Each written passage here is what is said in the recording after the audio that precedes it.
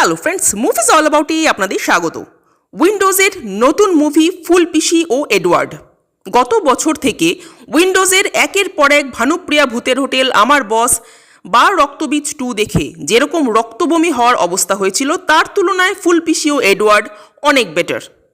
একটা Agatha Christie style concept নিয়ে এই মুভির স্ট্রাকচার বানানো হয়েছে, যেটা কোনো সমস্যা নয়।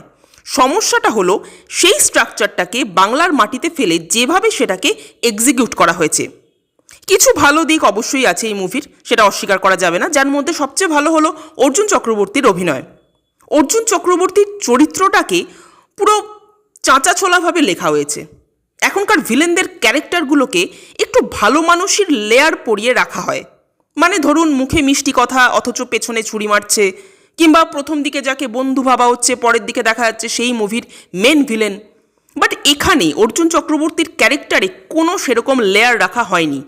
ভিলেন এখানে যা বলছে, যা করছে, ওপেনলি করছে। পুরুষতান্ত্রিক সমাজের একটা সবচেয়ে বড় বিভীষিকা রূপে প্রেজেন্ট করা হয়েছে অর্জুন চক্রবর্তীকে, এবং অর্জুন চক্রবর্তী কিন্তু দারুণভাবে পারফর্মও করেছেন এই রোলটা। তাকে দেখে সত্যিই দর্শকদের রাগ হবে। অনামিকা সাহা এখানে বেশ ভালো একটা পারফরমেন্স দিয়েছেন। তার চরিত্রটা প্রথম থেকেই বেশ একটু সন্দেহজনক, যে সন্দেহটা কিন্তু মুভির শেষ অবধি বজায় থেকেছে। বাকি যারা যারা এখানে অভিনয় করেছেন তারা প্রত্যেকেই নিজের নিজের জায়গায় ঠিকঠাক, কিন্তু কেউই অর্জুন চক্রবর্তীর লেভেলটাকে ম্যাচ করতে পারেননি। সোহিনী সেনগুপ্ত ও রজতাভ দত্ত এই দুজন এই মুভির খুব গুরুত্বপূর্ণ চরিত্র, এবং দুজনেরই কিছু কিছু জায়গা বেশ ভালো, আবার কিছু কিছু জায়গা বড্ড ওভার অ্যাক্টিং মনে হয়েছে। বিশেষ করে কমেডির নামে রজতাভর ওই এক ক্যারিকেচার, একই ধরনের অভিনয় আর ভালো লাগছে না। এই মুভি কি জমিদার আমলের ঘটনা দেখাচ্ছে নাকি বর্তমান যুগের ঘটনা দেখাচ্ছে, মানে ঠিক কোন টাইমলাইনের ঘটনা দেখাচ্ছে বোঝার উপায় নেই। কমেডির নামে এখানে পুরো মুভিটা জুড়ে অলমোস্ট ছ্যাবলামি চলেছে। উইন্ডোজদের দ্বারা না কমেডি হবে না, সেটা কিন্তু ভানুপ্রিয়া ভূতের হোটেলেই প্রমাণ পাওয়া গিয়েছিল। এই মুভিতে সেটা আরও একবার প্রমাণ হলো। এখনকার দিনে বাংলা গোয়েন্দা মুভিতে গোয়েন্দাদের হাতে প্রমাণ যেন একেবারে হেঁটে হেঁটে চলে আসে।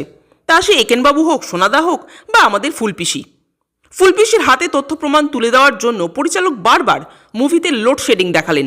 আচ্ছা, যদি লোডশেডিং না হতো তাহলে কি ফুলপিসি কোনো প্রমাণ খুঁজে পেতেন না?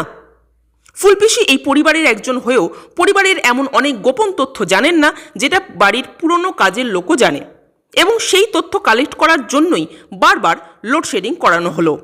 খুব অদ্ভুতভাবে এই মুভির প্রত্যেকটা মহিলা ক্যারেক্টার কখনো ভীষণ স্মার্ট, আবার কখনো ভীষণ অসহায়, এবং এই দুটো সত্তাকে একসাথে দেখাতে গিয়ে পরিচালক কোনো নারী চরিত্রকেই এই মুভিতে এস্টাবলিশ করতেই পারলেন না, ইভেন কোনো সম্পর্ককেও না।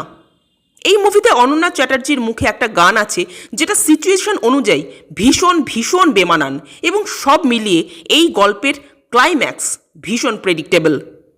এই মুভির কিছু কিছু জিনিস চোখে পড়ার মতো, যেমন অর্জুন চক্রবর্তী, অনামিকা সাহার অভিনয়, ড্রেস, মেকআপ, আলো আধারিতে লাইট বা ক্যামেরার কাজ, এগুলো কিন্তু প্রশংসার যোগ্য।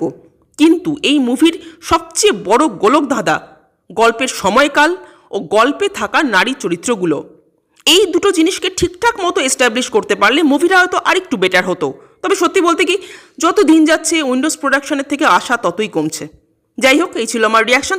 আপনাদের মুভিটা কেমন লেগেছে কমেন্ট করে জানাবেন, আর আমাদের ভিডিও ভালো লেগে থাকলে প্লিজ লাইক, শেয়ার ও সাবস্ক্রাইব করতে ভুলবেন না। Thank you.